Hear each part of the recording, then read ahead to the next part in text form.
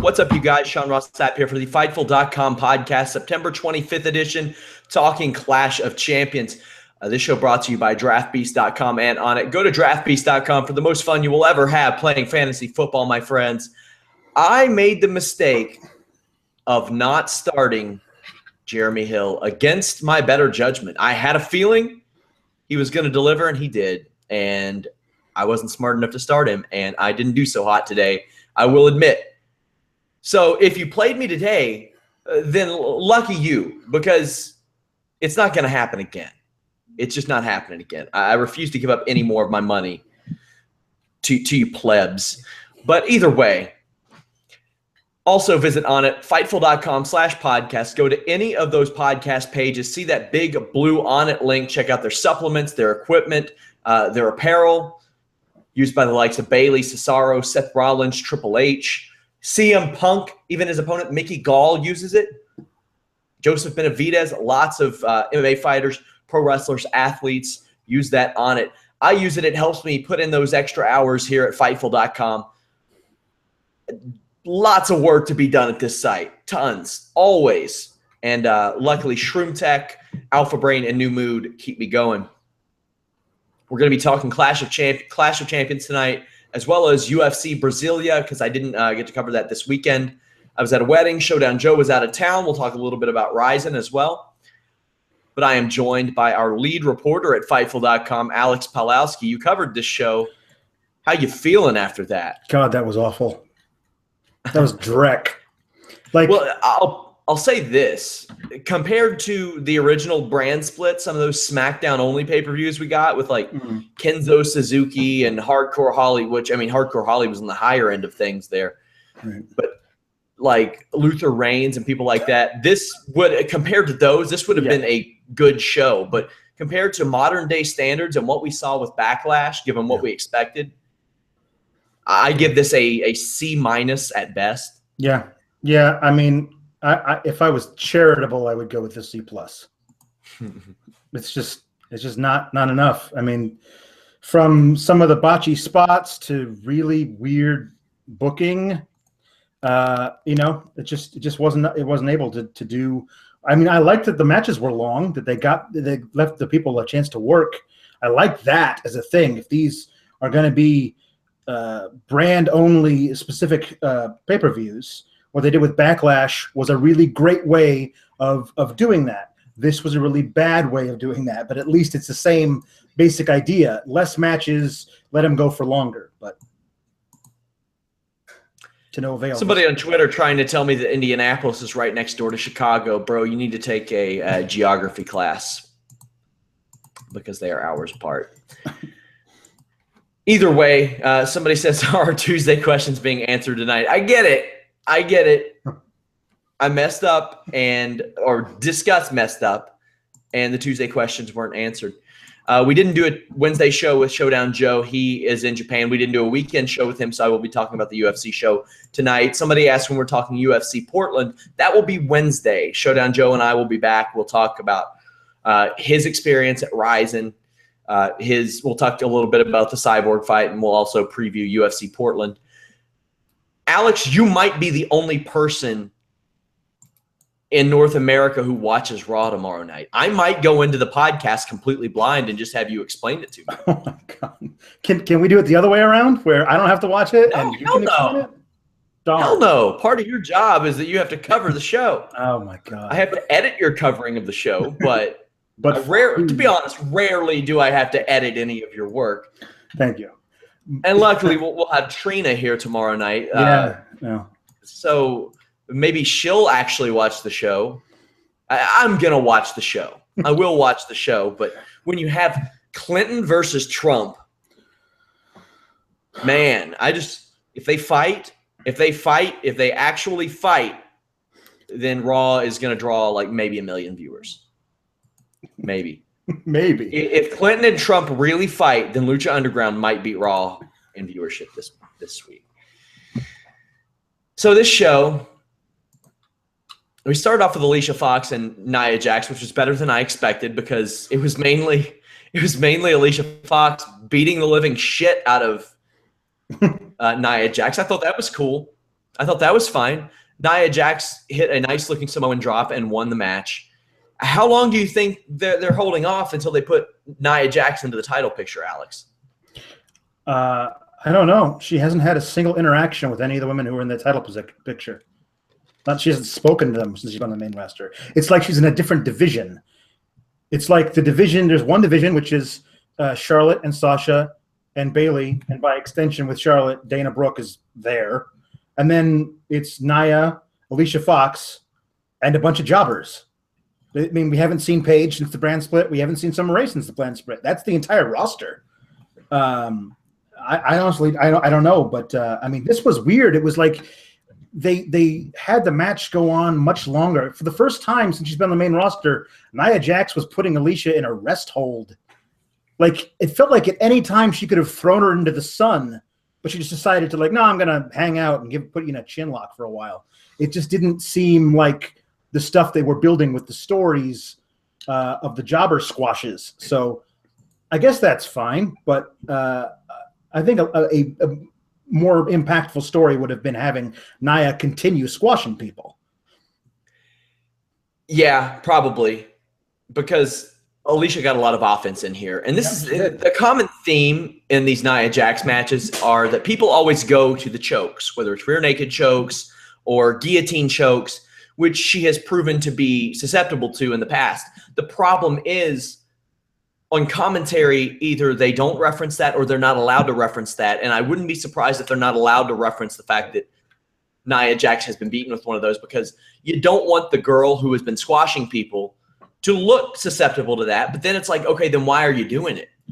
Yeah, there's a great story to be told later when she's in a feud with Bayley, and Bayley can say, remember that time when I beat you and like all that stuff?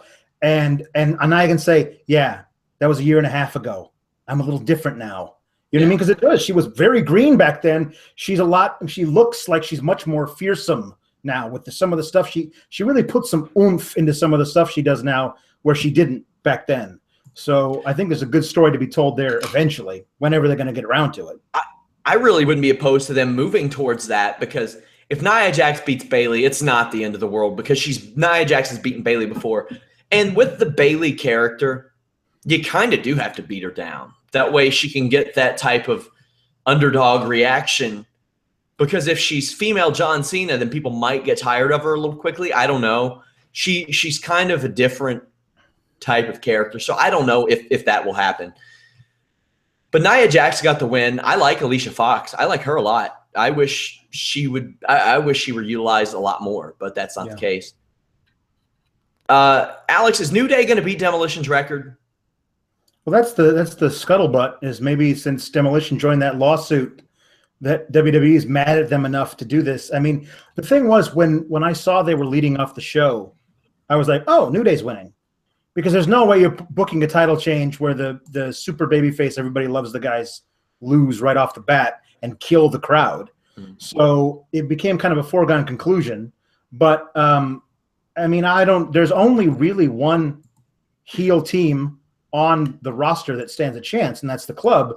And they've proven again and again they can't get the job done. I mean, if you booked them to, they could, but you continue to book them to not be able to beat the New Day. So I don't know what their competition is at this point, unless you turn Enzo and Cass heel. You know what I mean? Yeah, there's not a lot of competition for them.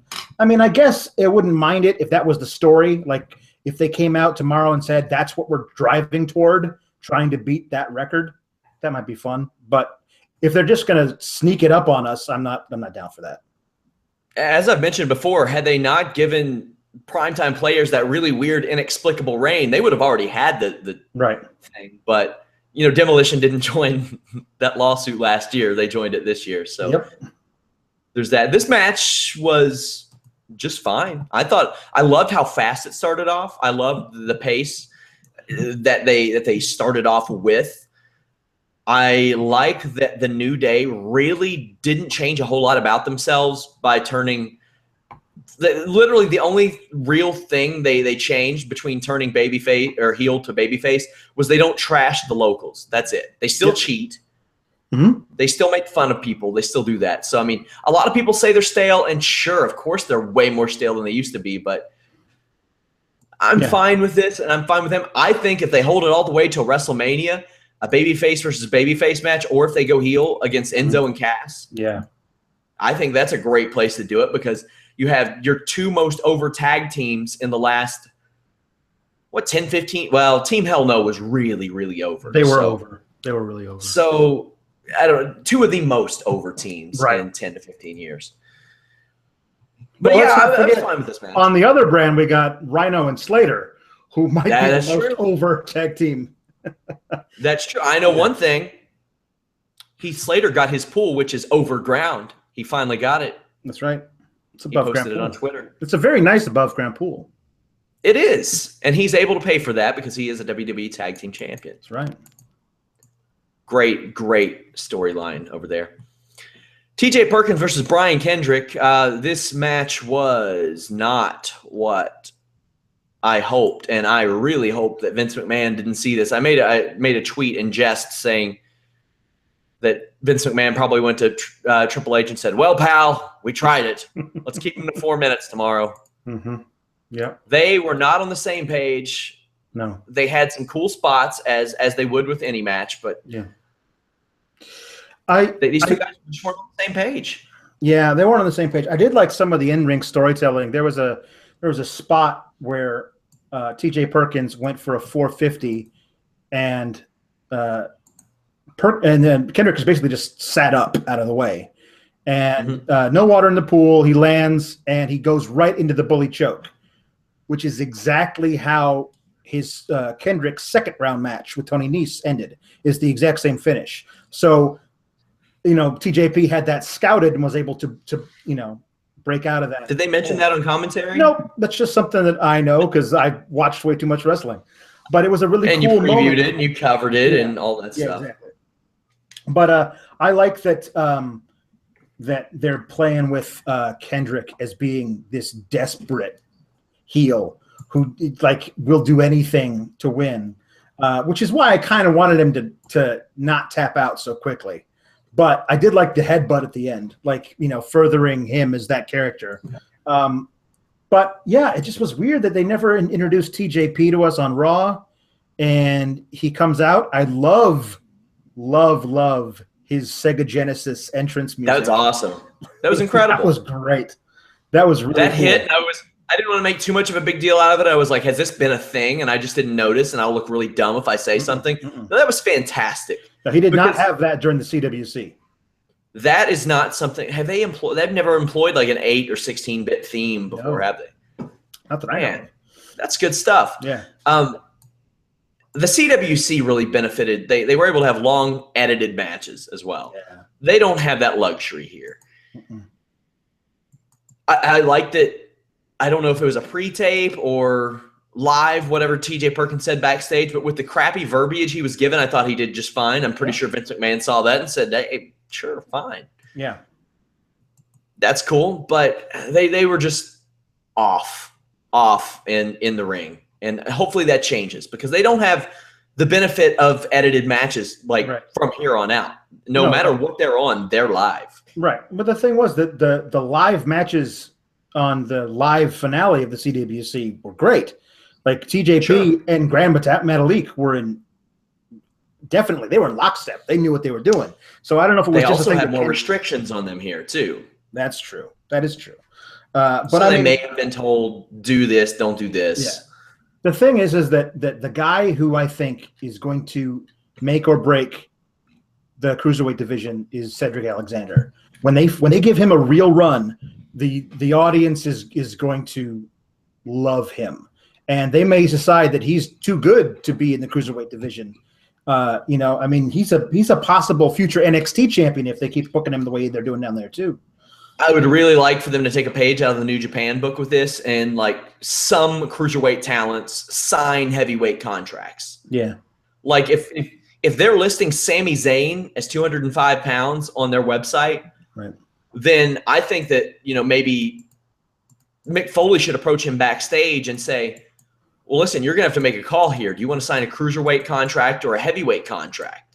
Right. And, there's always the option of moving up and back and all that. But yeah, I wonder who agented this match. I wonder if it was that feisty cruiserweight road dog or – I don't know. He was deceptively athletic, to his credit. I remember one time, I think I saw a cage match with him against the Hardy Boys, and he did that spot where he ran up the turnbuckles and did the backflip over them.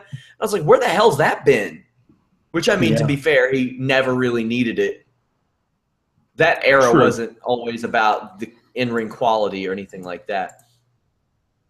So, TJ Perkins won. Kendrick hit him with a headbutt after the match. Sure. Cesaro versus Sheamus. This had the highest of highs and some of the lowest of lows. Yep. It really did. Yep. I don't know where to start with this, Alex. This is they beat the living shit out of each other per usual. That's always on the docket when these two are facing each other. Cesaro and Sheamus just beat the hell out of each other. And this was a very good match. A fantastic, enjoyable match to watch.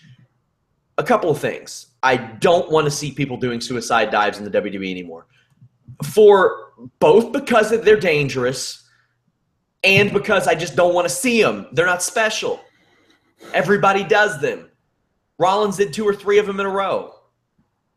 And Cesaro almost killed himself. Right.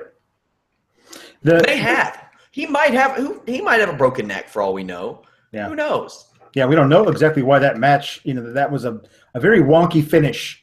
I don't know. It did not. Yeah, it was weird. So who knows what that finish was based on? But yes, I think they're getting a tag title match. I think that's what's going on. That's just my speculation. Is the ref stopped the match. They beat each other up so bad the ref just stopped the match. I think they're getting a tag team title match. I think that's going to be the championship opportunity they get. They have to team with each other against the New Day? Sure. All right. That's better than just, having them wrestle again tomorrow night, because that's basically probably what's going to happen. Best of 9, just keep stretching it out. As far as your suicide dive thing, I agree that it should be used much more sparingly. There are people who can pull it off. Grand Metalik has an amazing suicide dive. If King Cuerno from Lucha Underground ever makes it to WWE, they can't take that away from him. That's him. That's what he does. So there are guys who shouldn't be attempting it. And after tonight, Cesaro should not attempt that again. We'll put Cesaro and Big E among those two who shouldn't be doing that dive. Also Sin Cara, also Seth Rollins, also Dean Ambrose should not be trying those anymore because it looks like they're gently pushing their opponent once they make contact. It does not look impressive, and it could be deleterious to their health. So let's not have them do that. It's not a suicide dive when they do it. It's more like a 4th-degree assault dive. Misdemeanor. Yeah, it's a misdemeanor dive. That's what it is. Yeah, it's a 4-year-old jumping out of a tree dive. Like that's how dangerous it is. So it just needs to be a little more special. Yeah. So they beat the crap out of each other. Cesaro almost killed himself. This was really, really good, and then they had that non-finish, and I'm like, damn, what's going on here? For their physical health and my mental health, I don't want to see them wrestle anymore. Yeah. Even though it's good, it's just I can't care about it anymore. I don't want to see Sam Stout and Spencer Fisher fight anymore in the UFC either. They fought like 3 or 4 times. I don't want to see them fight either. Not because it's not good. Because damn, how many times can you do it? Right. They made me care. Halfway through the match, I was like, wow, I really want to know who wins this thing because these guys are giving it their all. So there really needed to be, I didn't care who. I mean, I was rooting for Cesaro because you root for Cesaro. But I didn't care if Sheamus won, just as long as there was a definitive end to this best of 7. And they decided, for whatever reason, to push that off to something else. And I can't make myself care again. It's just I've been burned too much by this series. It's not good. I agree. And the crowd was really into it. The crowd was really hot for the first couple hours of this show. They were a great crowd in Indianapolis. I almost went to this, but I didn't. I had a wedding this weekend, and I was like, maybe I'm cutting it too close. And then I always wonder, how will I do the podcast if I go to a show live? How will I do that? Will I do it on a phone as I'm walking out of the arena? I don't want to do that. So didn't go. Guys, if you are watching on YouTube, go check out our podcast page at Fightful.com. Go check out everything at Fightful.com. We had a lot of people asking, well, where's the Vince Russo show? Where's the Matt Riddle show? They won't show up on YouTube for a couple of days, 2 or 3 days. You go to Fightful.com, register for an absolutely free account, no credit card required. You get early access to the Vince Russo podcast, the Matt Riddle podcast, our Showdown Joe podcast, as well as columns from Showdown Joe, Vince Russo, our forums, which are being overhauled. We also are going to make a change soon to where each, like the wrestling page, the MMA page, the boxing page, have their own landing pages where it's got all of our wrestling stuff, all of our MMA stuff, and all of our boxing stuff as well. We're also adding a feature section. That way you can more easily access people like Alex Pawlowski. You all love his reaction pieces that he does throughout the week. Also, you all really like the opinion pieces we've done. Myself, Zach did a great one that's coming out tomorrow. Jimmy Van, the owner of the site, does great work. I mean, he made his living in pro wrestling writing before going off and becoming a big shot in Toronto.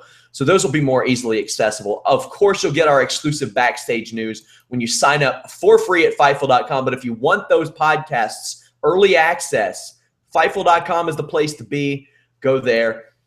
Just visit Fightful.com in general, you guys. We give you the Raw and SmackDown YouTube rankings every week. More live viewing parties than any other website in the world. I'm talking WWE, TNA, UFC, Ring of Honor, Bellator, everything on Fight Pass. David T's covers. He's a machine. It's really weird. Like, if we did PED testing, I'm not sure his would come back clean. He's failing that wellness test, I think. Like, I didn't even know the guy was covering Ryzen. And then up at 2 in the morning, it's like, Ryzen live viewing party. I was like, hot damn. Hot damn, this guy. Yeah. 5 to 7 podcasts a week. Brandon Howard's financial analysis. We're doing live viewing parties for UFC, Bellator, and Ring of Honor. Or not Bellator. If Bellator has a show, we're doing one. But TNA, Bound for Glory, and Ring of Honor All-Star Extravaganza coming up soon. I'll have the Wikipedia True or False, our monthly segment coming up this week. And, of course, we have exclusive interviews from Cyborg, Chael Sonnen, CM Punk, Muhammad Hassan, EC3, Daniel Cormier. I'm done with the pitch there, you guys. But visit Fightful.com. Share the page, Facebook pages, Reddit, Twitter. All that stuff really helps. And the more you share it, the happier our bosses are with us and the more that we can do the damn thing.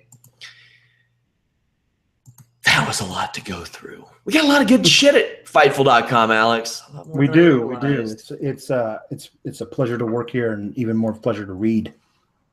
You know, it's funny because people were always like, oh, when are you going to start your own site? And I was like, I don't want to start my own site. I've told this story before. I was like, I want a dude who loves wrestling or woman, whoever, that loves wrestling and has a lot of resources to be like, here, just tell us what you want and we'll do it. And that is exactly what Jimmy Van did. And he was like, hey, bring on the people that you want. And I was like, really? I can just pick all these people that I like and I like their work. And as it turns out, it's working pretty well. Either way, enough with the pitch. Sami Zayn versus Cesaro or Chris Jericho. I don't know. I might actually like pitching the website more than I like this match. I was not a fan of this match, and entertainment subjective, all that. To each their own. I didn't like the match. Yeah. How did you like it? What were your thoughts? You covered the damn thing. Yeah, it might have been the worst match of the night. I mean, I don't know. I mean, it just there was. You know, I don't. Let me cut you off. Sorry, I don't think there were any terrible matches tonight.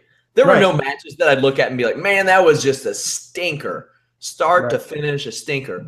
It's just there was also nothing that was like, damn, that was really good. But sorry, yeah, Zayn and Jericho. I mean, it was a very obvious storyline within the match. Like Sami Zayn is energetic and impetuous, and Chris Jericho is a coward who will cut all the corners he can to win. And eventually, at the end of the match, one of those two styles is going to win out. And in this case, it was Jericho playing possum and hitting the code breaker. That was it.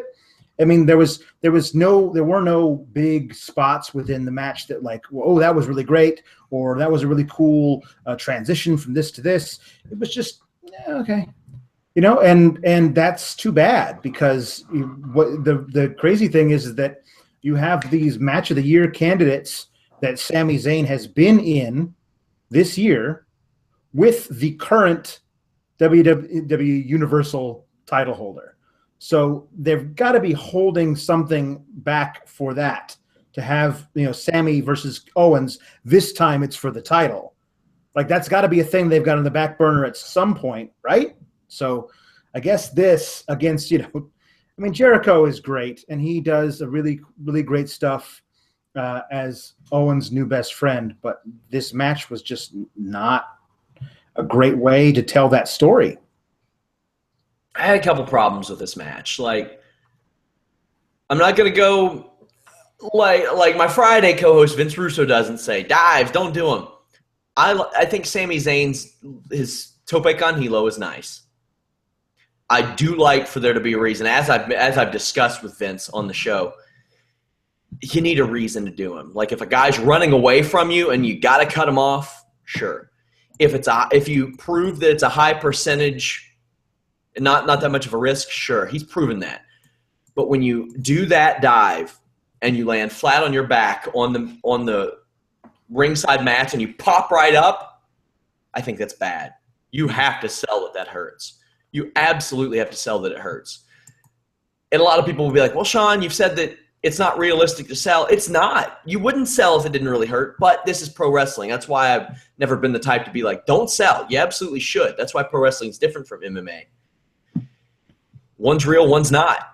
And you have to sell that hurts. That's like Zayn hit a clothesline on Jericho outside, and it was just like, if he clotheslined him inside the ring, it's like Jericho would have sold it more. I think you should really make that floor, because the floor does hurt. Yeah. It'd be like, go to any like wrestling gym, anything like that, the zebra mats that are on the concrete floor, that's basically, they're working with less than that in the WWE. And I'm sure that it's not fun. Not fun. Yeah. So I wish that could be done a little bit more, but this was just, and especially after that Backlash show where like everything over-delivered, this is one of those things that just didn't. Nope. It was all just a 6 at best. There were no great, jump out of your seat moments or matches. Absolutely. Guys, I've been told to remind you, we are revamping the forums very soon. They're going to be more user-friendly. You may have noticed I stopped the daily threads. That's because we want to encourage you to use the forums once they're up. I know they're a little bit clunky right now, so we're completely changing that up. Send in questions, by the way. I will. Alex and I will answer them. That was my fault. Well, it wasn't my fault. It was Discuss's fault. I'm not taking the blame. Sasha Banks versus Charlotte versus Bayley. I thought this was pretty good. I liked it. I enjoyed the match. I really liked the spot in the corner where Sasha had Bayley and Charlotte set up for the double knees, but she put Charlotte in there too far and allowed Charlotte to sneak out and then break up the pin. The ending was a little clunky. Yeah. And another major psychology issue, Alex. There is no disqualifications in a triple threat match. People keep asking, since when did that happen? It's been always. Because who are you going to DQ? It's not elimination. You can't eliminate somebody from the match. Why the hell, if it's no DQ, isn't Dana Brooke in there from the jump helping out Charlotte? Does this make any sense to you, Alex? No. This is the thing. Yes, it's a no DQ rule, but you can not disqualify Charlotte for things that Dana is doing, but as the ref, you can absolutely ban Dana from ringside. Yes. You can say, you're not part of this match, leave. And they didn't. For whatever reason, they didn't do that. They banned Lana from the match later, but the rules don't apply to this thing here. So there's not even any consistency within your own actual same night of programming. So, Dana just kept getting involved and getting involved. If it was me, I would have been like, okay, Charlotte says to Dana, hey, pull Bayley out of the ring and just keep stomping on her against the barricade while I take out Sasha because she's hurt. She's got a bad back. So then you make it a one-on-one match. And there were a couple of times where Dana got involved, notably pulling Charlotte all the way out of the ring from the middle of the ring. But it was just there was no consistency to it. She did enough to get banned, but they didn't ban her. But she didn't do enough to qualify the fact that they weren't banning her. Like, if you're not going to ban me, I'm going to do whatever. Yeah. I'm going to hit Bayley with a chair. Every 12-year-old that played like SmackDown Shut Your Mouth figured out this psychology. You get your quote-unquote manager at ringside. They beat the living shit out of somebody. Come on now. We've all been there. Really weird. Like, one of the unwritten rules, wrestling, you don't bury the ref. Especially, it's really important. Don't bury the ref before, like, the main event, because then it's like, what authority does the referee hold? So at the same time, they buried the psychology of it and the ref because he allowed it to go on later on. Still, despite that, it was a somewhat enjoyable match because, I mean, Vince McMahon hasn't found a way to get Bayley's reaction vacated yet. Yeah. He can't put her into a feud. He can't put her into a feud that nobody cares about yet somehow. So people still make noise for her, as it turns out. Yeah. How long do you think it'll be? I think these girls could main event Hell in a Cell. They could if they wanted to. In the cell? Have they had a female Hell in a Cell before? I don't believe they have.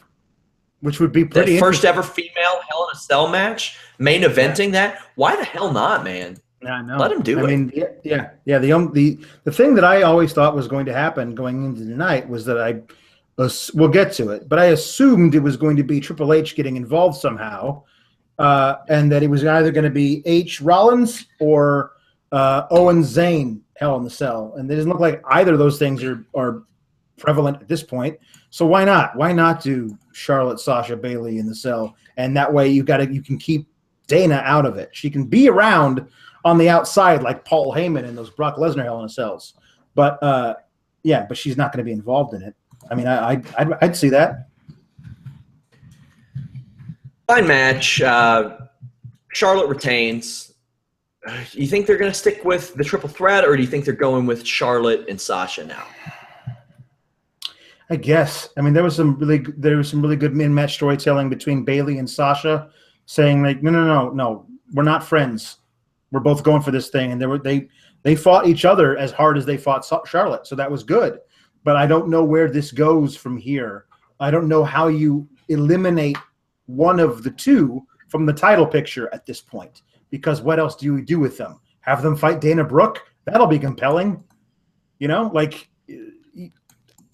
It doesn't make a lot of sense. So, I mean, I wouldn't mind seeing a triple threat again, but then again, that's going to get old after a while. So there could be 3 or 4 matches, female matches on WrestleMania that mean something. Yeah. I like that. Because they have the talent to do that. They certainly do. I mean, the quantity of talent. I never doubted the roster had the quality of talent, but now they have the quantity of talent. You mentioned that Charlotte's finisher is the big boot. Now that looks like it. I mean, like she's won 2 consecutive matches with it. With Billy. Well, she's a tall girl. She's 6 feet. Sure, like 6 feet tall. Billy Kay's winning with stuff like with that move in NXT. So if she ever gets called up, she doesn't get to do that anymore. And Alicia Fox used to win with a big boot, and I think her big boot is better looking than Charlotte's. So I mean, who do you think has the best big boot of all time? Test. I was about to say the same thing. Test. And Test used to behead fools in the ring. Like, that was crazy what he used to do. Yeah.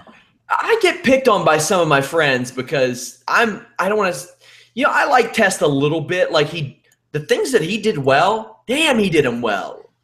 Like, he was a 6.5 foot dude doing flying elbow drops, and but then he would like pick up a pump handle slam as a finish, and it's like, why? Yeah. I think that Test should have been the guy that won at Survivor Series 99 and had that month-long title reign. I think it should have been him beating Triple H in that match because they had the ready-made storyline there, or not beating Triple H. Is that who won that match? I can't remember who all was in that match. It was the night that Stone Cold Steve Austin got ran over and Big Show won the title. That's the one everyone remembers, yeah. So I don't remember that part. I think it should have been Test winning that title and then losing it back to Triple H because then you could have got more heat on Triple H that way. Right. Shame what happened to that guy. Even more of a shame that he was dragged into that Hollywood medium shit that you covered. By the way, Alex, I know you were excited. You seemed overjoyed about the news that the Bella Twins are going to be on Hollywood medium this week because you know what that means. Yeah, I do. You know that means you got to cover it. You better hope they release a trailer. Because if they release a trailer, that's all I'm making you watch. Over and over and over again. But listen. If you do have to watch the whole show, I'll talk to Jimmy and maybe they'll double your fee for that one. All right. That sounds good.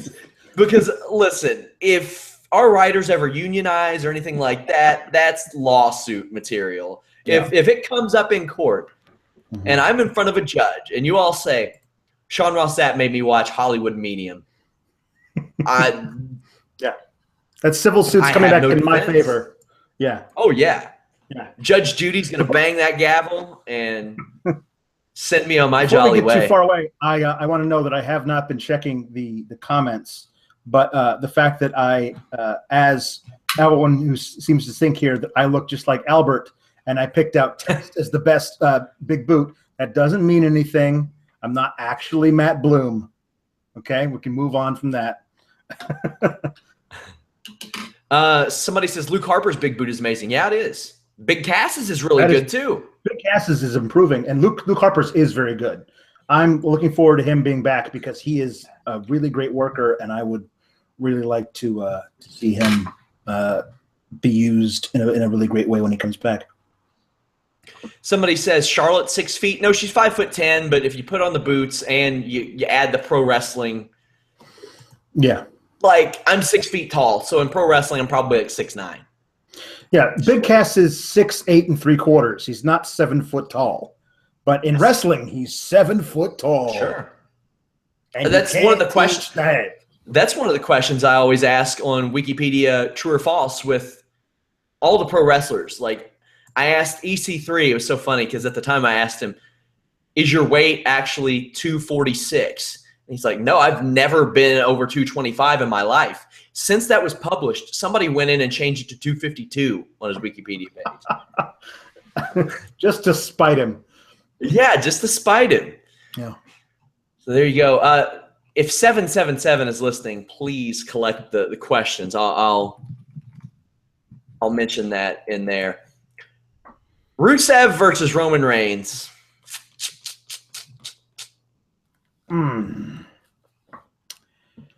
Usually Rusev delivers in big matches, and usually Roman Reigns delivers in big matches. These guys delivered a C- match, in my opinion. And I hate to be that douchebag that grades them, but we had somebody on Twitter send a message to Fightful and say, oh, finally you get two guys working hard and the crowd's into it and you crap all over it. Unless CM Punk was in this match, I don't think that the crowd was into it. Yeah. Maybe I missed something. Yeah. I don't know.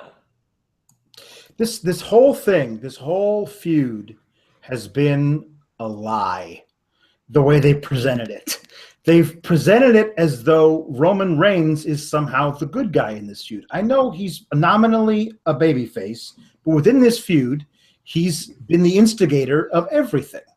And that's not, you don't have that. That's not traditional heel face behavior. When you come out and you're a wedding crasher, that's not what babyfaces do. And you insult this man and his bride. That's not what babyfaces do. You start a fight. All these things. You get wedding cake all over this woman. That's not good. And they've continued to present him as though he's this guy we should be rooting for, when really either he's insulting people or he's taking fights way too far. Like in SummerSlam, after they stop the match, when Roman Reigns comes out again after they've stopped the match is over. It's not sanctioned anymore. It's done. Now he comes out and hits a spear off the ramp. That's assault. That man is a sociopath. And so now we have Rusev coming back, and they've actually mentioned over and over again, this is Rusev trying to protect the honor of his wife, and yet he loses, because that's how you're going to tell the story, that the guy who is protecting the honor of his wife shouldn't win, because we're not going to have that. It's just, and the way that he had him lose, they had Roman Reigns no-sell the Accolade. Well, that match, that move is over. That move is done. Mm-hmm. You can't use it on anybody. You certainly can't ever have him get his title back from Roman with that move, because it doesn't work on him. So all the things that the quote unquote, I hate the term too, IWC likes to bitch about Roman Reigns, was like booked to happen in this match. He was overpowered. Everybody was on his side. He no-sold somebody's finishing move in order he not even no-sold that. He no-sold blindness. He got his eyes raked, and then 3 seconds later hit a spear. So he was just booked to be this larger than life superhero, and that's what everybody who complains about him hates. So, it was this kind of a thing. It was basically a big FU to everybody who, complains about Roman Reigns. We don't care. We're going to do this.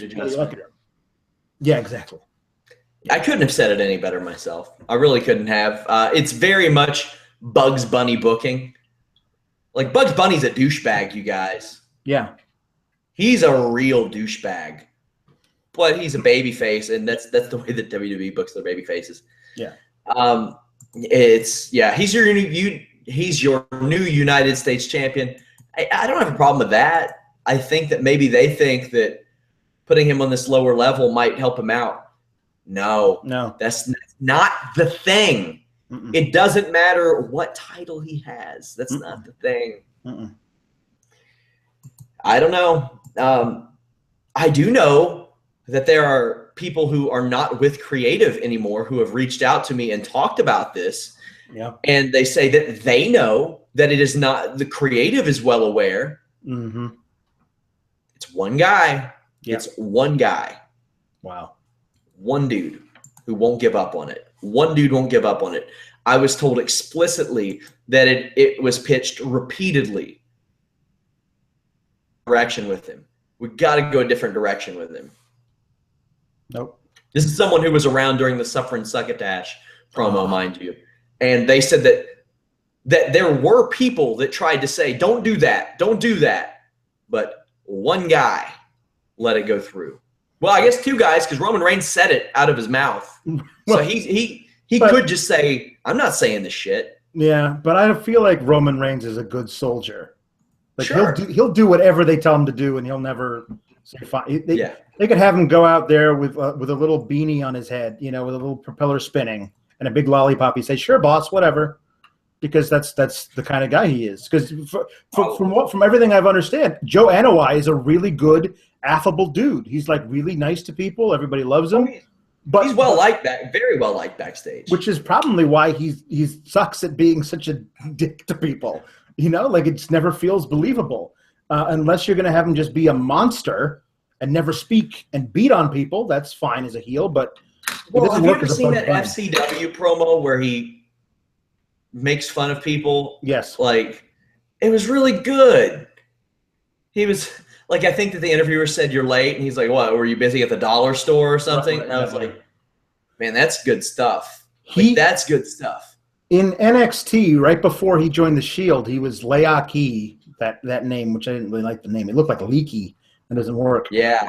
But his gimmick. Like you're facing a guy who's a constant stream of pee on paper. Not good. But his gimmick was, they called him the Thoroughbred, which was really cool. He wrestled in just briefs.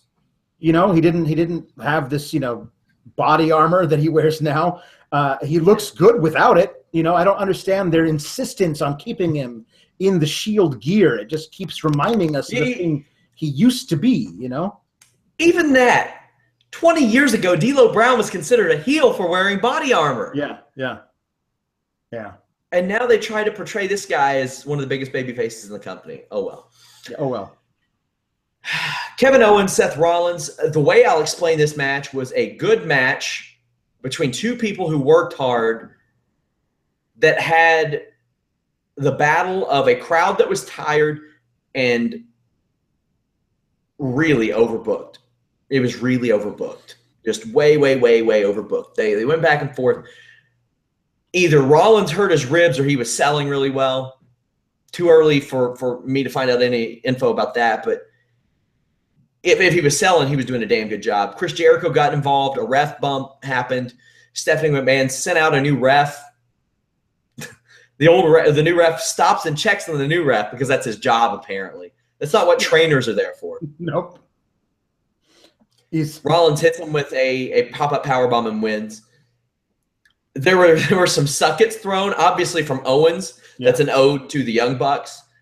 From Seth Rollins, it's maybe a shot at Triple H. Mm-hmm. But your thoughts? Yeah, this was just one of those matches where, you know, I've been waiting for a Owens-Rollins one-on-one match for years now. And, you know, they finally gave it to me, but it was like they didn't know what they wanted to do to end it. You know, like it was just too much. Jericho coming down wearing the, you know, Raw is Kevin Owens t-shirt, and he gets involved, and then there's a ref bump, and then, you know, there's a pedigree, and the crowd counts to 11 because that's how long they could have counted to if there was a ref, and they send out another. It's just like, just let these guys have a clean finish between the two of them. Well, hey, do you remember when Steve Austin counted his own pin? Yeah. Like, I think it was his first title defense, wasn't it? He just counted his own pin. Like, sure. What the hell? I remember one time Paul Heyman, who was running the ECW show, ran out and counted the pin, which I guess he could have argued that he was a licensed official. Yeah. He licensed himself in the moment. Yeah. Sure. But this was just, it was, the ending was so convoluted, and it was convoluted without Triple H getting involved in any way. Like, we all assumed that was going to, now it's been over a month. Like, basically, it's about a month, 4 weeks since Triple H anointed Kevin Owens, and there's been he's been, you know, present in his absence. You know, it's basically he's Poochie. Everyone should, if Poochie's not around, everyone should always be saying, "Where's Poochie?" You know, like that's basically Triple H at this point. And I want him to be around. I would like for him to have answers, because the longer he's not, the longer we have this thing of like, did Steph know or didn't she? Is the big question on Raw, and that's not enough of a question to keep me interested. Like, it's one of those things, like, if I wasn't being paid to cover Raw, I would not be watching it. I'd be going to Fightful. People get mad when we say that, though. But I wouldn't be. I mean, I'd catch it on Hulu the day after. You know, I'd fast forward through some stuff. I wouldn't be watching 3 hours of it live. People automatically think that means that we don't like wrestling or something like that, and they go, "Well, why are you watching?" Well, it pays our bills, and we're not complaining that it pays our bills. There are much worse ways to make a living. Now, this is not an easy. Everybody thinks, "Oh, it's an easy job." It's not that easy of a job, especially when you have to watch Raw. Yeah, right. You have to watch it, and you have to pay attention. Yeah, and that's easier said than done sometimes, because otherwise, I might have it up on one screen and be playing Madden or something, or I don't know, brushing my teeth with coal or anything but watching Raw. There's like, okay, so Raw, SmackDown, for me. Well, I enjoy watching SmackDown. I enjoy SmackDown. I'm talking about the sheer volume of the amount of wrestling that I watch in a week, every week, is Raw, SmackDown, NXT, Lucha Underground, TNA, Main Event, and Superstars. So I don't know how many that hours is, but that's a lot. Then you add twice a month a pay-per-view with the pre-show, that's 4 more hours. So that's a lot to to cover. And that's the thing. You are getting paid for it. Right. And that's something that you can look forward to. You can look forward to submitting your invoice every 14 days. Yeah. The people that are watching, they don't get to look forward to submitting their invoice. They look forward to paying them $9.99 every month, and they're like, well, is this too much? How much time can I devote to this? Is this realistic? I've said this before. You have baseball and football trying to figure out how they can speed up games to make things quicker for the viewer. But you have MMA and pro wrestling, like, how can we stretch this shit out? Yeah. We'll get to some questions here, and then we will transition into some UFC talk. Somebody says, how would you book Nia's first loss? Depends on that, how far you want to take her, really. Is she going to be a champion? Yeah, I mean, it all depends on who's. I would love to see it, but I don't know how you write the story and book the match of her between her and Charlotte. But I would love to see that match because Charlotte's always the powerhouse in whatever match she's in. So put her in the ring with Nia Jax. That might be interesting to have kind of like an arrogant heel versus a monster heel on a match at some point and have Charlotte somehow eke out the win. That'd be interesting. They've already done it with Bayley, has proven that she can beat Nia Jax in NXT, although apparently that's not canon anymore because Nia Jax is unbeatable. But I would love to see little Sasha Banks against big Nia and see how Sasha would handle it. I think one of those three has got to be the one to beat her. And we've not seen that match yet, have we? Nope. Because Sasha was gone by the time Nia made her real debut in NXT. Sasha was already up on main roster.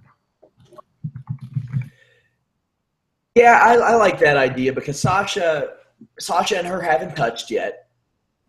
So yeah. Somebody asked what the grade for Clash of Champions is. Like, I find that so pretentious. Say and do a lot of pretentious shit, you guys. But oh well. I said C- earlier. I think it was nothing terrible, but I think it was below average. What do you think, Alex? I'll probably just say C. I mean, nothing was spectacular, but nothing was awful. Some of the booking sometimes was bad, like a non-finish for Cesaro and Sheamus was just a bad idea. The way that they booked the ending of Rusev Reigns was just a bad idea, and those were really bad. But there wasn't anything that was great to balance that out, so it's just basically a C. Somebody asked if tonight is really just a setup Roman Rusev and Seth KO at Hell in a Cell. I think it's a setup all of these guys against virtually the same people they were facing. Yeah, exactly. Let's because it was such a big success this time, let's do it again in a month. Yep. Is WWE actively trying to lose fans? No, but they're not doing a good job retaining them. Yeah, especially with Raw. With SmackDown, SmackDown's doing some great stuff. It boggles my mind how this is technically the same company. The stuff they do with their Raw people versus the stuff that they're doing over at SmackDown. Has Rollins regressed in the ring and as a character? As a character, I'll wait and see because he's not full blown yet. In the ring, maybe because he has hurt people, and I think probably I'm sure somebody said something to him like maybe chill out. Yeah, it's difficult. Like the stuff that he is capable of doing as a real baby face, because now he's still like playing tweener-ish. Like he's still saying mean things to people, like all this stuff. Like if he was a hero, I would like to see him winning stuff with the Phoenix Splash. You know what I mean? There's a point where he's going to have to give up the pedigree. That's not a thing that a babyface does if he turns babyface. So I would love to see, him starting to win matches in a different kind of way, and then maybe I'll have something different. But right now I feel like he's stuck in between things, and it's not helping his character either. Somebody says, why does WWE hate Anderson and Gallows? Losing all the time, shitty comedy characters. Yeah, these guys came in with so much buzz. Yeah. They never capitalize off this shit, and it's so weird. Anderson and Gallows are both passable in the ring. I'll never accuse either of them of being best workers, but they're both legitimately hilarious dudes. Go watch Talking Shop Yep. Watch Gallows on Wrestling Road Diaries. Ride Along. I would watch a full season of Ride Along with just them and AJ. Yeah. Just put a GoPro in their car, and I'll watch 10 episodes of that. Yeah. Great. I don't know what the deal is. I don't know if maybe I don't know if it was done more to hurt New Japan than help them, because around January, New Japan was getting some real momentum. The thing is, if the directive is we're going to keep the titles on New Day forever, then the second most important tag team on Raw is Gallows and Anderson by default, because they're the ones who are always feuding with them. So they've gotten some non-title wins. Well, and Enzo and Cass are losing to Shining Stars every week too. Yeah, well, they've those people, those two have actually been hurt the most recently. I think. What do you mean, those people? Those people, New York types. How brain dead and incompetent is WWE's creative to think emulating WCW circa 2000 is what anybody wants? Yeah, that finish was bad. Yeah, that finish was bad. It just wasn't good. Somebody says, will Rollins confront Steph about being in league with Triple H for the Owens win on Raw tomorrow? I'm sure he will in some degree. Right, because that's going to be the only story there is until Triple H comes back, is whether or not Steph knew. They could string this out until Survivor Series. It'll always be the same thing every Monday. Somebody asks, is the best move for WWE Owens versus Zayn Universal Championship main eventing Survivor Series in Toronto? I was going to say I don't want that because they face each other so much, but it will be in Canada. In Toronto. Maybe. In Toronto. 2 out of 3 falls, an Iron Man match, something like that, a stip that will really add something to it, might be. And I'll get to 777's question briefly when I talk UFC. But Alex, let the people know about your reaction articles. As I mentioned, guys, Fightful.com is the place to be. I know a lot of you just tuned in.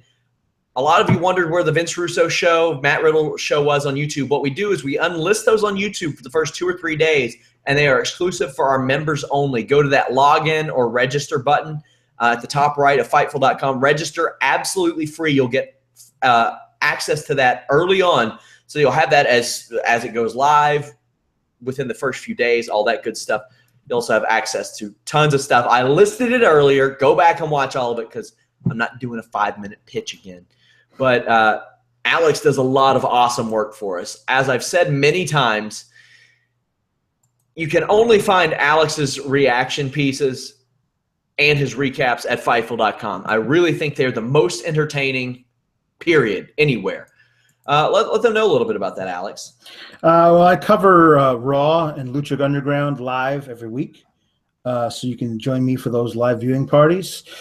Suffer along with me for 3 hours every Monday. We usually have a lot of fun there. And Lucha Underground is just usually a whirlwind of great stuff. And then I do 3 reaction pieces a week. One for Raw, the Uncooked Raw reaction. One for SmackDown, the SmackDown Reactdown. And then one for NXT, Lucha Underground, and TNA, which is the midweek wrestling wrap-up. And those will come out every week. So that's what I usually try every week. And then I'll be doing all the Raw brand pay-per-views and the dual brand pay-per-views. So the next time you'll see me for a pay-per-view will be, I guess, Hell in a Cell, October 30th. Happy Halloween, everybody.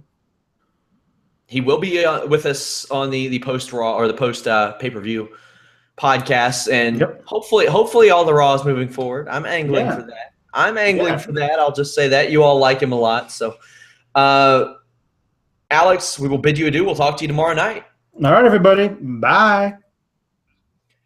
So we had the UFC Brasilia show Saturday night. Showdown Joe was in Japan at Ryzen. He was in the middle of a Crazy Horse Vanderlei Silva fight in the lobby. He'll be talking about that, and he called the action. We had a live stream up on Fightful.com and a live viewing party. So that's pretty cool. Our own Showdown Joe did that coverage. But we had Cyborg fighting on Saturday night. And she fought Lena Landsberg. And Cyborg is supremely talented. She's really good. She's really, really good. But she doesn't have any competition. And Having 135s come up and fight her, whether it be at 140 or 145, I don't want to see it anymore. And people are calling for a 145 division. There's nobody to fight in that division. And people say, well, they'll come. They'll come. No, they won't. They haven't came. It's not happening. Maybe 5-10 years down the road, but then Cyborg's 35 or 36, 41 years old. It's not happening. Not happening. Cyborg looked really good here. Got warned like 4 or 5 times about grabbing the fence. This is more of me condemning the ref, Mario Yamasaki, than her. At some point, you have to take a point. Would not have changed the result of this fight one bit. Lena Landsberg did last until the middle of the second round. Respect to her for that, but Cyborg was just too much. Just too much. And she's just really good, and there's nobody else good above 140. Marloes Coenen, maybe, but we've seen that twice, and Cyborg's won. We had 777 on the podcast page asking, how do people call themselves an MMA fan and not realize that Cyborg's style is perfect for Ronda Rousey? Yeah, that's something I brought up a long time ago, and me and 777 had actually spoken about. If Cyborg fought like she did in her fight against Leslie Smith, that'd be bad news for Ronda Rousey. She was striking at range a lot and hitting really powerful strikes. But then there were fights like this and most of her other fights where she'll clinch up against the cage. She works, body lock, and she's only had like one straight knockout win. Like she overwhelms people and TKOs them, but not a lot of like straight knockouts. So the power is there. It just takes it's not as definitive as what we've seen from Rousey punching people and knocking them out cold. I'm sure Cyborg's capable of it. She could knock anybody out, but and 777 says Marloes just lost to a bad fighter. Yeah, definitely. Ronda Rousey is a clinch fighter. That's how she should fight. Her coach is really shitty. He's really bad. He's ruined a lot of fighters. And she's gotten away from that a little bit. It used to be Ronda Rousey, she would work to get into a clinch, send somebody ass over tea kettle, submit them, that's it. She started hitting pads with Edmund Taverdian, and she thought that she was a world-class boxer. Now, does she have world-class power? Absolutely, Ronda Rousey has world-class power. She has the most straight knockouts of anybody in the UFC women's bantamweight division history. You don't see a lot of people in that women's bantamweight division knocking people out cold. Cyborg doesn't always do that either. She knocks them silly and it gets stopped. Striking, unless Ronda Rousey catches Cyborg, then Cyborg's going to just obliterate her. But if Cyborg gets into the clinch like she did against Lena Landsberg and they're working up against the cage, I don't know how that works out for Cyborg. That's why this fight is so interesting. But, I mean, also, you know, there's a size difference and all that. Cyborg is huge. You don't realize how big Cyborg is. Ronda Rousey walks around at about, I think she says 152, 153. And, you know, there's a lot of people that are going to troll and make fat jokes about all that stuff about Ronda Rousey. She walks around 25 pounds lighter than Chris Cyborg. So that's a lot. That's a whole lot. That is 2.5 weight divisions. That would be like, let me find a good example. That would be like, it'd be like Conor McGregor fighting Tyron Woodley. And you know, Conor McGregor's fought at 170 before, but yeah, somebody says 160. Is that Ronda Rousey? Her walking weight fluctuates. Let's be real. Sometimes she walks at 150. Sometimes she walks at 160. You know, it depends on how your diet is at that point. That's perfectly fine. But it's the good and bad of Cyborg. She is really fun to watch, but I didn't have fun watching her Saturday night because there was never any doubt. Nobody is unbeatable. Nobody is unbeatable, but you got to have her fight somebody else, just somebody else. But the thing is, it's like you don't want her to fight a 135 contender because if she knocks him off, then what's next for her? Who knows? Who knows? And I totally disagree with the idea of creating weight division for her. No way. Renan Barão beat Felipe Nover. I don't think Renan Barão beats anybody top 5 in that UFC featherweight division. I really don't. He's a fine fighter. Felipe Nover is a guy who is, 1-5 now in his UFC career, was 2-1 in his Bellator career, lost the Dakota FC fight a few years ago. Not exactly the level of talent you would expect to face or you would expect to see a former UFC bantamweight champion face. Roy Nelson, Bigfoot Silva. Boy, this was an interesting one. Two guys who probably shouldn't have been in the UFC anymore, but Bigfoot's a guy that beat Fedor. He's also a guy that needs to be out of the UFC for his own health, for his own pocketbook. He has now won 1 of his last 8 fights. He is probably the one guy, if you were to say, Sean, who's a guy who needs testosterone replacement therapy? It's Bigfoot Silva. He has acromegaly. He needs that physically. I don't know how he functions at a normal level throughout the day. I'm not saying, oh, I wonder how he does it. I'm not sure how he does it. Like, I really don't know if he needs it, like, throughout the day, like, how that happens. But you got acromegaly, you need the testosterone replacement therapy that they banned. If he gets released from the UFC, which I would almost expect he would have to, he's going to get offers from Bellator and Ryzen. If I were him, I would fight for Ryzen. He is a known commodity in Japan. He fought there 4 times. He fought there for Sengoku. He fought there for Heroes. He fought there for a couple places. But he also beat Fedor Emelianenko, who is huge in Japan. This fight sucked so bad. The Silva-Roy Nelson fight. Roy Nelson doesn't put on a lot of exciting fights anymore. He doesn't. He just really doesn't. And he got knocked out, and Roy Nelson was not happy with Big John McCarthy. Big John McCarthy stopped the fight a little late for Roy Nelson's liking. And Roy Nelson, who claims he's on a 3-fight winning streak, he's not. He lost to Derek Lewis. So he has now won 2 of his last 3, but also 2 of his last 6. And he just beat the aforementioned Antonio Silva, who's having a rough go of it. He beat Jared Rosholt, who is cut from the UFC. Roy Nelson against people who is in the UFC right now is 2-11. So make of that what you will. He gave John McCarthy like a little boot to the ass. Not like a really hard one or anything, but a little nudge on his ass with his foot. And to tell him, dude, you stopped that way too late, and then flipped him off. And I understand his frustration. He had every reason to be frustrated from a personal standpoint because we've seen it doesn't take a lot to put Bigfoot out there. And as Roy Nelson said, to his credit, and a lot of respect to him for saying this, that's my friend. He's got to go home to his family. Here's the situation the UFC's in, and they may choose to ignore it altogether. Jason High was fired from the UFC a couple of years ago for like lightly shoving a ref. That precedent has already been set. Roy Nelson is a much bigger draw, despite his shortcomings of late, than Jason High was. But you've already set this precedent. Do you really want that being brought up? Plus, there will be a racial issue involved too. Jason High's a black guy. Roy Nelson's a white guy. Do you really want to travel down that road? Is it really worth holding on to Roy Nelson to go down that road that will be traveled? Now, the business week hasn't started, so I wouldn't have expected to have heard anything by now anyway, although they may have cut Jason High the next day. I can't remember. Either way, and like I said, that's a road I don't think you want to travel down. And you gotta. If I were the UFC, I would probably just let Roy Nelson go. But then again, I'm not a big fan of Roy Nelson. Like personally, he says things like, "I'm in line for a title shot" after he's won 2 of his last 6 fights. Don't like that.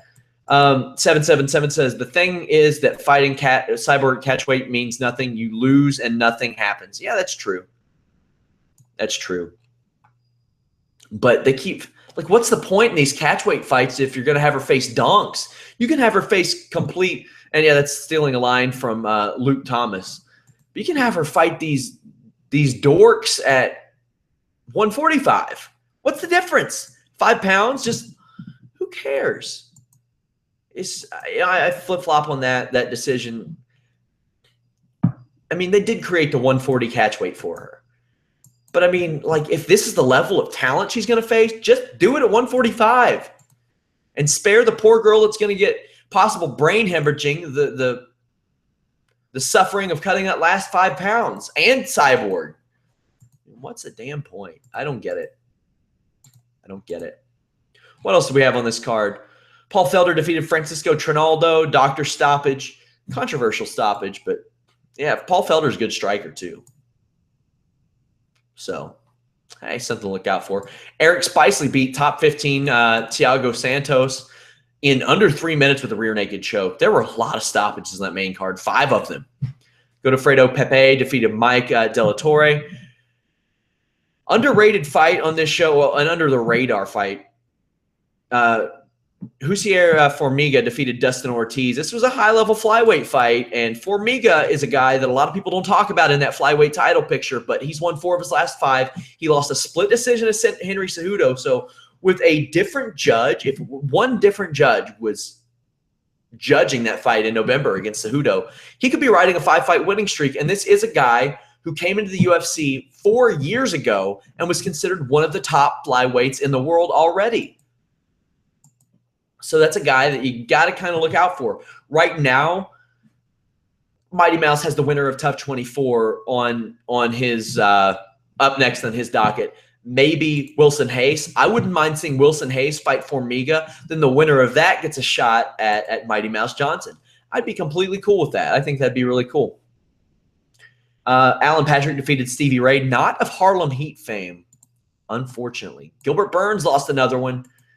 He looked really promising coming into the UFC, or actually after his first 3 fights in the UFC, but couldn't put it together. Ronnie Yaya, 5 fights at bantamweight, 5 wins. Or not 5 wins, 5 fights without a loss because there was an accidental headbutt that stopped the Johnny Bedford fight. Then he beat him with a Kimura right after that. So good for him. I used to play a game, World of Mixed Martial Arts 3 or 4. I think they're on the 4th one. If you all have ever played the wrestling game Extreme Warfare Revenge or Total Extreme Warfare, it's made by the same guy. And there was a real-world mod that a guy named Tag01 did. I'm a big dork for this game, this MMA game. And Ronnie Yaya was like unbeatable in that game. But it actually predicted years before that Chris Weidman would beat Anderson Silva in back-to-back fights. So there's that too. Like a year or 2 before it happened. So whoever put together that mod and did those stats did a really good job. But yeah, that's a free plug for World of Mixed Martial Arts 4. Really, really fun game. I wish that I had the time to play that these days because that's fun. And with all the Bellator signings, you can run through with Bellator, try to make something out of that. Eric Silva rebounded. 2 straight losses for him. Lost to Neil Magny. Nothing wrong with losing a split decision to Neil Magny. And Nordine Taleb, he won by a rear naked choke with just a minute left in the fight. Good for him. Also won Fight of the Night honors. This is a guy who came into the UFC, another one with a lot of hype, came in at as 12-1 and just couldn't stay consistent and has never stayed consistent. But he won submission of the night, fight of the night, submission of the night, performance of the night, fight of the night, performance of the night. He was always picking up those bonuses until a couple years ago, and he went through his first 3 consecutive fights without one, but then got one last night, so good for him. UFC Fight Night Portland is next weekend. I know that King of Strong Style, King of Indie Style, whatever the hell he wants to be called, one of our good mods, wants me to talk about that a little bit. I'm going to talk more about it at length on Wednesday with Showdown Joe. By the way, if you all don't know our podcast schedule, every Monday after Raw with Alex Pawlowski, who is here. Tomorrow we're going to have Trina on, who you may know as the Marky Smark. I hate those terms. I hate the term Mark or Smark because I think, in IWC, everybody's got the damn internet. I never call my fans IWC fans. I call them just readers or viewers. But she'll be on. She's a wonderful, wonderful young lady. Very opinionated. Tuesday night, we're on with Jeff Hawkins of Shake Them Ropes. Wednesday evening with Showdown Joe, who calls the action for Titan FC on UFC Fight Pass, as well as Ryzen. He called Mirko Krokop's fights this weekend. Thursday afternoon is with Matt Riddle. We're working on getting him some new equipment. I know some of you are worried about the volume on his shows. He does them via phone while we're working on getting him equipment, but we will. He's wrestled for PWG, Evolve. He fought in the UFC. Man, that dude is just fun to sit around and bullshit with. That is a much more laid-back show. he's not always up on the news, but he's always got good opinions that really make sense. Like, he's an underrated mind, that guy, in both MMA and pro wrestling. Friday, as always, of course, Vince Russo and myself. That's turned into another show where we just kind of we talk about the news, talk about this and that. It's more of a laid-back show. Because if you get Vince on a show review, he's probably not going to like it because he doesn't like a lot of contemporary wrestling, and that's his prerogative. But for a lot of those shows, register at Fightful.com, and you will get exclusive early access to those shows. UFC Fight Night Oregon has John Lineker versus John Dodson. That's going to be a banger. What a fight that is. High-level bantamweight fight. Will Brooks, Cowboy Oliveira. That's another good one. Luis Smoka is fighting Brandon Moreno. Luis Smoka, after Sergio Pettis pulled out of the fight against Luis Smoka, and Smoka posted this video saying, "Oh, hope your injured vagina is okay. Here's a tampon, yada, yada." And he just got hammed on social media, as he probably should have. It's like Sergio Pettis isn't afraid of Luis Smoka, and Luis Smoka is a great fighter. He's a really good fighter. But he better hope that he doesn't catch like a left hook or something from Moreno and look like a real fool, because he is expected to win this fight and win it dominantly. He really is. Walt Harris on the card. I love heavyweight fights, and there are two of them on this show. You just never know what's going to happen in these fights. 12 seconds, that could be it. Nate Marquardt versus Tamden McCrory. That's a preliminary fight as the featured Fight Pass show, or the featured Fight Pass fight, rather. That should be fun. Nate Marquardt. Everybody just thought he was done. Like, I thought he was done too, and he knocked out CB Dollaway in December, but also got put away by Thiago Santos and not had the easiest go of it of late. Guys, lots of cool stuff coming up on Fightful.com. Like I said, more viewing parties than anywhere else. MMA, boxing, pro wrestling. Our boy Carlos Toro got an exclusive interview that's going to go up on our boxing section this week. Former NFL star Ray Edwards, now boxer. So that's going up soon. Jimmy Van, our owner, wrote columns. We have Vince Russo's written Raw blog every Tuesday, late Monday, early Tuesday type of thing. So check that out as well. If you're watching on YouTube, leave us a thumbs up. It really helps. Also, subscribe if you wouldn't mind. It really, really helps us out.